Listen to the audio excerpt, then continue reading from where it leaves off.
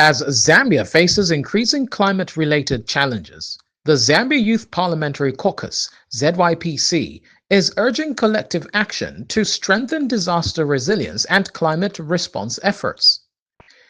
Speaking during a dialogue meeting on humanitarian policies and interventions, ZYPC chairperson Jin Chisenga stressed that members of parliament cannot tackle these issues alone and require engagement with different partners.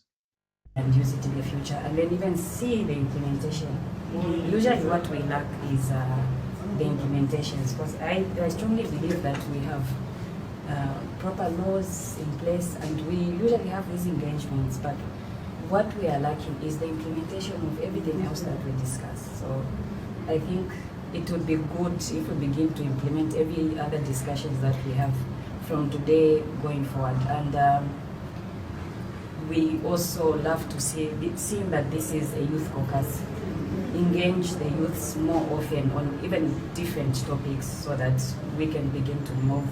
The Youth Caucus also stressed the need to engage young people in climate action, highlighting their role in driving sustainable solutions. ZYPC Vice Chairperson Twambo Mutinta called for increased investment in capacity building for local groups to help them better understand climate change and disaster response. And also our mandate is budgetary. So as members of parliament from the Youth Caucus, we have also started keen interest to check how government is financing DMMU.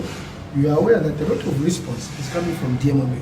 So we are taking a step as members of parliament also to interrogate how the budget for DMMU is, so that annually we see that the areas that are affected by floods, the areas that are impacted by the effects of climate change, government should be able to mitigate, and government should be able to respond to the many challenges that are affecting these communities. Apart from Meanwhile, Action Aid Zambia's Business Development and Fundraising Manager, Geoffrey Sizala, emphasized the importance of shifting focus from response to prevention.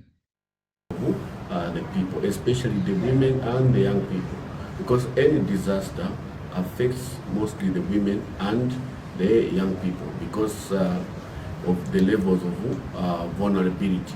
So we want also to ensure that laws, they promote women leadership and also inclusion of young people in participation across different structures which have been mentioned, so that they are also prepared. Early warning system, they are very key. We also want to re-emphasize the need to ensure that we spend more money on prevention rather than just acting after the disaster has happened. I think it's not the best way of addressing any humanitarian challenges. The ZYPC's advocacy aligns with global efforts under the Inter-Parliamentary Union (IPU) to empower young lawmakers and enhance youth participation in policymaking. Their call to action serves as a reminder that climate resilience requires proactive measures and collective commitment.